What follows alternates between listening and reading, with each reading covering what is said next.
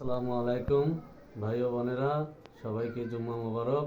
আসলে আমি জুম্মার নামাজ সম্পর্কে কিছু কথা বলতে চাই।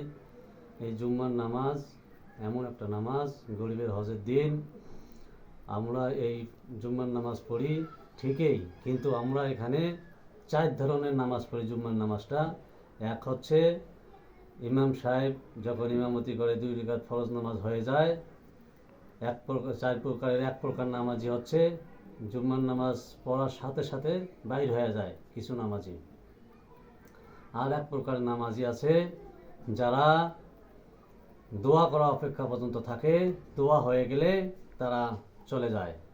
আর এক প্রকার নামাজি আছে তারা সুন্নত নামাজ পড়ে ওনারা বাইর হয়ে যায়। 3 নম্বর নামাজি চলে গেল, 1 2 3।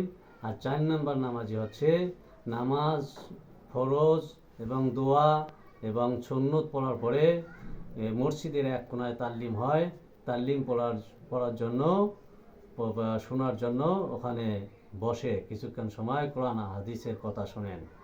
ভাই, আমরা যারা সবাই নামাজ পড়ি শুক্রবারের নামাজে অনেক লোক হয়, তেমনি আমরা সবাই এবং দোয়া সুন্নত পড়ব, দোয়া পড়ব, হ্যাঁ, এবং তাল্লিমে বসার চেষ্টা করব ভাই, ইনশাআল্লাহ। ভাই সবাই বলেন ইনশাআল্লাহ।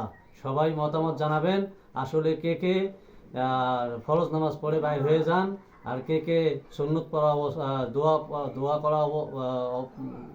দোয়া করা পর্যন্ত থাকেন, আর কে কে সুন্নত পড়ে বাইর হয়ে যান, আর কে কে তাল্লিম শুনে তারপর বাইর হন।